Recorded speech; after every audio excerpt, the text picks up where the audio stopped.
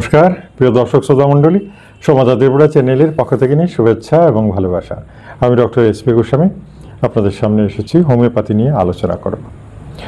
তারপর বলতে গেলে আমাদের ভিডিও প্রত্যেক দিন মানুষ দেখছেন, আমি দেখতে পাচ্ছি, আমাকে মেসেজ করে জানান। আর অসংখ্য দর্শক দেশে বিদেশে সকলেই এই ভিডিও দেখে যে ওষুধগুলো আমি বলে থাকি সেগুলো সম্পর্কে বিস্তারিত বলতে গেলে পরীক্ষা নিরীক্ষা নিজেরাই চালিয়ে নিয়েছেন। অর্থাৎ কিনা ওষুধ জেনেছেন, কয়েকজন কিনেছেন। আজকে তো বেশ কয়েকজন ফোন করেছেন, ফোন করে বলছেন যে স্যার আপনার ওই রোগটার জন্য ওষুধ কিনেছি এবং কিনে খেতে শুরু করেছি এবং খেয়ে তো বেশ ভালোই লাগছে, অনেকটা কমে গেছে। যে কয়েকজন ফোন করলেন সবাই একই কথা বলছেন যে কমে গেছে। তো তারপরে কি ওষুধগুলো চালাবো নাকি আর আপনি ওষুধ দেবেন নাকি ওষুধটা চেঞ্জ করব নাকি একটু যদি বলেন। তো তাদের জন্যই আজকে আমি যে মেসেজটা দিতে চাই, তাহলে দেখুন। প্রথম কথা হচ্ছে, ভিডিও দেখে যারা ওষুধ কিনে খেতে চান, যদিও আমি বলেছি, আপনারা দেখেছেন আমি সব ভিডিওতে একটা কথা বলেছি, সেটা বলেছি যে হালকা পাতলা কিছু ঔষধ আপনারা অবশ্যই কিনতে পারবেন। কিন্তু যখন কোনো দুরারোগ্য রোগ, জটিল ব্যাধি যেগুলো অনেক দিনের ক্রনিক, সেগুলো যদি আপনারা মনে করেন যে আমার ভিডিওটা দেখে খেতে শুরু করলেন আর রোগ থেকে একেবারে মুক্তি পেয়ে যাবেন, তাহলে সেটা বোধহয় সঠিক হবে না। কেন কি, তাহলে তো আর ডাক্তারের দরকার ছিল না। বই পুস্তক পড়ে পড়ে লোকেরা ওষুধ কিনে খেয়ে সুস্থ হয়ে যেতেন। আসলে সেটা হয় না, কারণ চিকিৎসা পদ্ধতিটা ধাপে ধাপে এগিয়ে হয়। আর হোমিওপ্যাথি তো জানেন সিস্টেম ওয়াইজ মেডিসিন, লক্ষণভিত্তিক চিকিৎসা। প্রথমে লো পেটেন্সি, তারপরে ধীরে ধীরে উচ্চ শক্তি, এরপরে চরম উচ্চ শক্তি, এগুলো দিয়েই একটা রোগীকে পুরোপুরি রোগমুক্ত করতে হয়। তো সেক্ষেত্রে আপনারা তো ওই একেবারে লোয়ার পটেন্সিতেই থেকে গেলেন, এর উপরে যেতেও পারবেন না। আর আমি তো পুরোপুরি মানা করেছি হাই পটেন্সিতে টাচ করবেন না, কখনোই না। যদি করেছেন তো মরেছেন, এই কথাটা কিন্তু মনে রাখবেন। তো সে কারণে আমি বলি যে সেক্ষেত্রে তো আপনার ফেলিয়ার হবেনি সব ক্ষেত্রে। প্রথম দিকে হালকা পাতলা ওষুধ খেয়ে যখন দেখবেন যে রোগটা ভালো হচ্ছে, তখনই কিন্তু আমাদের সঙ্গে যোগাযোগ করা উচিত। কেন কি, অন্তত এটা বুঝলেন যে ওষুধটা পারফেক্ট এবং রোগটা দেখা যাচ্ছে একটু ভালো হচ্ছে, তাহলে তো উচ্চ শক্তির দরকার। কিন্তু উচ্চ শক্তি তো একজন অভিজ্ঞ ডাক্তার ছাড়া কখনোই প্রয়োগ করতে পারবেন না, একেবারেই না। কারণ ওটার অনেক রেস্ট্রিকশন রয়েছে, অনেক বুঝে সুঝে দিতে হয়, কারণ এটার সাইড এফেক্ট আছে। যদি গুলি ছড়াটা ভুল হয় তাহলে মরে যাবেন। সুতরাং ওই জিনিসগুলো জেনে শুনেই চিকিৎসা গ্রহণ করা দরকার। যারা এডুকেটেড, যারা বোঝেন, যারা বুদ্ধিমান, তাদের জন্য আমার একটাই মেসেজ, আপনারা যখনই দেখবেন কোনো ক্রনিক ডিজিজ, তখন সেটা নিজে নিজে ওষুধ কিনে খাওয়ার চেষ্টা করবেন না। অবশ্যই একজন অভিজ্ঞ ডাক্তার, সে আমি হই অন্য হোক, যার কাছে তার সাথে কথা বলুন এবং আপনি গাইডেন্স দিতে পারেন যে আমি দেখেছি ভিডিওতে এইরকম ওষুধগুলো, বা আমি একটু খেয়ে ট্রাই করেছি, দেখলাম যে ভালো লাগছে, সুস্থ হচ্ছে। তো সব ডাক্তারে একটু গাইডেন্স পাবেন যে সিমটম মিলে গেছে, তাকে হাইপোটেন্সি দেওয়া যায়। সুতরাং আমি সবসময় বলে থাকি যে সব কিছু বুঝে সুঝে চিকিৎসাটা সব কিছু বুঝে সুঝে এগোতে হবে। আসুন, আজকে আমি যে রোগটা নিয়ে আলোচনা করব, এটাকে ইংরেজিতে বলে রাইটার্স ক্র্যাম্প, আর বাংলায় বলতে পারেন, মনে করুন এই যে কলমটা আমি ধরলাম, অনেকে এই কলমটা এইভাবে ধরে লিখতে পারেন না, হাতে কোনো জোর নেই। এই যে বৃদ্ধাঙ্গুষ্ঠী, কারণ নার্ভ আছে ওখানে, হাতের ওই জায়গাটাতে নার্ভ আছে। মনে করেন এই কলমটা দিয়ে কিছু লিখবেন, কিন্তু অনেকেই আছেন এই লিখতেই পারেন না, হাত থেকে কলম পড়ে যাচ্ছে, বা কলমটার মানে নার্ভের সেন্সটাই চলে গেছে, যেটার জন্য কলমই ধরা যাচ্ছে না, লিখবেন কি? বুঝতে পারছেন তো? অনেকে টাইপ করেন বা কিবোর্ডে যে আঙ্গুল চালান, তাদের কিন্তু সেম ব্যাপার, মানে কিবোর্ডে আঙ্গুল বসতে চায় না, নড়ে যায়, সরে যায়, হয় না। এটাকে রাইটার্স ক্র্যাম্প বলে। এই রোগটা এমনিতে খুব কম হয়, খুবই কম, কিন্তু যাদের হয়েছে, আমি অনেক পেশেন্ট পেয়েছি, তারা কিন্তু ভীষণ ভুগছেন, লাইফ বরবাদ হয়ে গেছে এক কথায়। মানে চাকরি শেষ, কেন? কিছু কাজ করতে পারছেন না, তো কে রাখবে তাকে বলুন তো? রাইটার্স ক্র্যাম্প হয়ে গেলে নার্ভের, এটা নার্ভের রোগ জেনারেলি। এই নার্ভটা ঠিক করা খুব সহজ নয়। এটা অনেকদিন ট্রিটমেন্ট করতে হয়, তবে ঠিক হয়ে যায়। এই রাইটার্স ক্র্যাম্প ঠিক হয়ে যায়, আমাদের হোমিওপ্যাথিতে ভালো ভালো মেডিসিন আছে, সেগুলো খেলে পরে ঠিক হয়ে যাওয়ার সম্ভাবনা আছে। তো একজন ভদ্রলোক সেদিন বলছেন যে উনি চাকরি বাকরি থেকে মুক্তি, মানে আর জীবনে কিছু করতে পারলেন না, একেবারে ঘরে বসে আছেন, একেবারে লাইফটা বরবাদ হয়ে যাচ্ছে। রাইটার্স ক্র্যাম্পটা ভীষণ বাজে, এবং এই রোগে যারা ভুগছেন আজকে রাইটার্স ক্র্যাম্প রোগে, অর্থাৎ হাতের শক্তি নেই, আঙ্গুলে কলমটা ধরারও শক্তি নেই।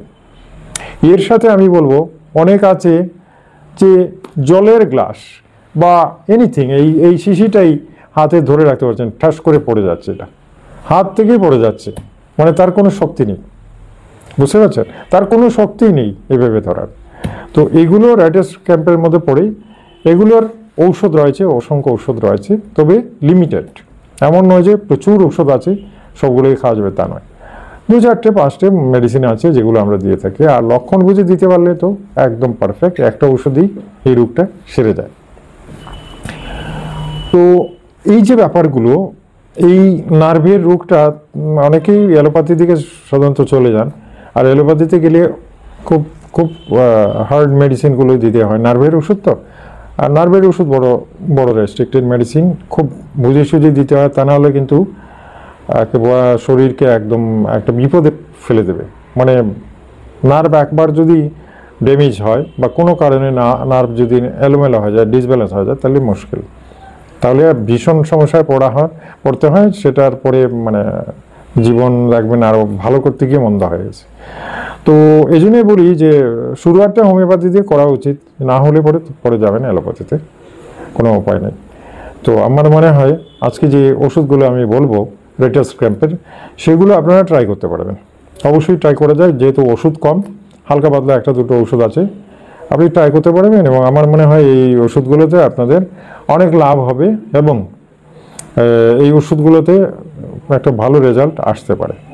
ঠিক আছে, আজকের ভিডিও আমি ইচ্ছে করে বেশি লম্বা করব না, খুব কম সময়ের মধ্যে আমি ভিডিওটা শেষ করে দেওয়ার ইচ্ছা, যাতে করে আপনারা খুব সহজেই রোগমুক্ত হতে পারেন এবং খুব সহজেই ওষুধগুলো জেনে নেন। দেখুন, রাইটার্স ক্র্যাম্প জেনারেলি একটু বেশি বয়সে বেশিরভাগ হতে দেখা গেছে, বেশিরভাগ একটু বয়স্কদেরই হতে দেখা গেছে, কিন্তু আমি একজন যুবককেও পেয়েছিলাম, আমার ক্লিনিকে এসেছিলেন যিনি যুবক, একজন নয় 2-4 জনই এসেছেন, যারা বয়স আমি বলবো 30-35-এর ভেতরে, ওরা চাকরি ছেড়ে দিয়েছেন, কাজ করতে পারছেন না, কারণ রাইটার্স ক্র্যাম্পের জন্য হাতের কোনো জোর নেই, হাতে জোর নেই, জলের গ্লাসই তুলতে পারছেন না, বাকি সমস্ত কিছু করতে পারছেন, চলতে পারছেন, আরেকটা জিনিস কোনো কাজে মন বসাতে পারছেন না, মানে যেহেতু রাইটার্স ক্র্যাম্প নার্ভের রোগ, এই নার্ভের আরও অনেক ডিমনেশিয়া পেয়েছেন, মানে অনেকগুলো সিমটম কিন্তু শরীরের মধ্যে এসে যায়, শুধু একটা নয়, এটা তো হচ্ছে জাস্ট একটা লক্ষণ, আর বাকিগুলো এসে যায়। তো এই রাইটার্স ক্র্যাম্প থেকে বাঁচার অনেকগুলো পদ্ধতি আছে, এবং সেগুলো আপনাদের ফলো করতে হবে। প্রথম কথা হচ্ছে, আপনারা যদি কোনো নেশা করেন, কোনো ড্রাগস নেন, ড্রাগ অ্যাডিকশন বলতে ড্রাগ আমি বলবো যে সেই ড্রাগ নয়, আফিং গাঁজার ড্রাগ নয়, আপনারা যারা স্মোকিং করেন, অ্যালকোহল করেন, ড্রিঙ্ক করেন, কম বেশি ফরেন লিকার বলুন, দেশি মদ বলুন, বিদেশি মদ বলুন, এগুলো খান, এর সাথে আপনারা সাদা খৈনি মলে খাচ্ছেন, এর সাথে স্মোকিং আছে, এই যে জিনিসগুলো, এগুলো কিন্তু আপনার নার্ভটাকে ড্যামেজ করার জন্য একেবারেই প্রধান আইটেম। সুতরাং এগুলো থেকে আপনাদের আগে মুক্ত হতে হবে। আমাদের এখানে নার্ভের রোগী যারাই এসেছেন সবাই দেখেছি সাদা পাতা প্রচুর খান, সাদা পাতাটা মলে খান, বা অনেকে সাদার গুঁড়ো খান, অনেকে পানের সাথে সাদার গুঁড়ো খান, খৈনি খান, এগুলো কিন্তু আপনার নার্ভ ড্যামেজ করবেই, এটা কিন্তু ভুলে যাবেন না। সুতরাং এগুলো থেকে আপনাকে একদম সরে যেতে হবে, যদি সরতে পারেন তাহলে আজকে যে ওষুধগুলো বলবো তাতে কাজ হবে। গেল একটা। দ্বিতীয় হচ্ছে প্রচুর পরিমাণে জল খাওয়া দরকার। জলটা শরীরের ওয়াটার ব্যালেন্সটা যত ঠিক রাখবে ততই কিন্তু আপনার নার্ভ সতেজ থাকবে। নার্ভ যদি সতেজ থাকে তাহলে দেখবেন আপনার অনেকগুলো সমস্যা থেকে মুক্ত থাকবেন। আর এছাড়া ঘুমটা সময় মতো হতে লাগবে। ঘুম কিন্তু আপনার সময় মতো হওয়া খুবই জরুরি। এই ঘুমটা যদি সময় মতো হয় তাহলে নার্ভ ভালো থাকবে। নার্ভের এমনিতে কোনো ওষুধ খাবেন না, অন্যান্য কোনো ব্রেন টনিক ফনিক খাওয়ার দরকার নেই। আজকে যে ওষুধগুলো বলবো সেগুলোই খাবেন। আচ্ছা, দেরি না করে প্রথম ওষুধ যেটা রাইটার্স ক্র্যাম্পের ফার্স্ট এবং প্রধান ওষুধ যেটাকে বলা হয় স্টেনোমেট। স্টেনম ওষুধটা প্র্যাকটিক্যালি দেখা গেছে এটা খুব ভালো কাজ করে রাইটার্স ক্র্যাম্পের মধ্যে। এই স্টেনমটা যদি ফেলিওর হয় কোনো কারণে, মনে করেন স্টেনম ওষুধ খাওয়া হলো, স্টেনম 30 বলুন 200 বলুন আপনি খেলেন, তো সেক্ষেত্রে যদি ফেলিওর হয়ে যায়, দেখেন এটাতেও হচ্ছে না, তখন কিন্তু আর্জেন্ট নাইট্রিকাম বেশ ভালোই কাজ করে দেখা গেছে। রেটাস ক্র্যাম্পে আর্জেন্ট নাইট্রিকাম বেশ ভালোই কাজ করে। এটা দিয়ে হাতে যারা জোর পাচ্ছেন না, হাত থেকে জলের গ্লাস পড়ে যাচ্ছে, একটু এলোমেলো স্বভাবের হয়ে গেছেন, মনে করতে পারছেন না কি করছেন, নিজে বুঝে উঠতে পারছেন না, এরকম যাদের মানে শারীরিক অবস্থা, তারা আর্জেন্ট নাইট্রিকাম 200 এগুলো খেতে পারেন। আচ্ছা, এরপরে আরেকটা ওষুধ, যেটা ওই যে বললাম সিভিয়ার অবস্থা, অর্থাৎ একেবারে গ্লাসটা সে ধরা যাচ্ছে না, যে কোনো জিনিস ধরলে হাত থেকে পড়ে যাচ্ছে, মানে হাতের জোর নেই বললে চলে, তাদের ক্ষেত্রে লোলিয়াম একটা ওষুধ রয়েছে। এই ওষুধটা ভেরি আনকমন ওষুধ, আমি দেখেছি সহজে পাওয়াই যাচ্ছে না। তারপরেও যেহেতু আমাদের লিস্টে আছে সেজন্য বললাম, তো লোলিয়ামের কথা বাদ দিন। লোলিয়াম পাওয়া গেলেও এটার ব্যবহার খুবই কম। আমি জানা সত্ত্বেও আমি কিন্তু এখনো লোলিয়াম ইউজই করিনি এমন অবস্থা, সুতরাং ওটাকে আমি বাদ দিলাম। তো একটা ওষুধ আমি এটার সাথে অ্যাড করতে চাই, সেটা হচ্ছে কেলিফস। নার্ভের জন্য কেলিফস খুব ভালো মেডিসিন। কেলিফস পটেন্সিও রয়েছে, পটেন্সিও 200 বলুন 30 বলুন আছে, আর বায়োকেমিক ট্যাবলেট যেটা কেলিফস 6x সেটাও রয়েছে। দুটোই দেখেছি আমি একদম পারফেক্ট। তো রেটাস ক্র্যাম্পের ক্ষেত্রে আমি বলবো পটেন্সিটা বেস্ট হবে। পটেন্সিটা বেস্ট হবে, পটেন্সি 200ই নিতে হবে, কেলিফস 200, এবং সেটা 2 ফোঁটা করে দিনে 2বার করে খাওয়া যেতে পারে। এর সাথে আর্জেন্ট নাইট্রিকাম, এই দুটো আমার মনে হয় এই দুটোতেই একটা দারুণ রেজাল্ট এসে যায়। বুঝতে পারছেন? দেখুন, হোমিওপ্যাথি সব রোগেরই মানে ট্রিটমেন্ট করতে পারে, কোনো কিছুতেই এমন নয় যে ফেলিওর, সব ক্ষেত্রেই সে জিতে গেছে, কিন্তু খুব বুঝে দিতে হয় এবং ভালো অভিজ্ঞ ডাক্তারের দরকার। এই জন্য আপনাদের বলি যে নিজে এই সমস্ত করার চেষ্টা না করাই ভালো। আমাদের সঙ্গে যোগাযোগ করুন অথবা কোনো অভিজ্ঞ ডাক্তারের শরণাপন্ন হন। ঠিক আছে?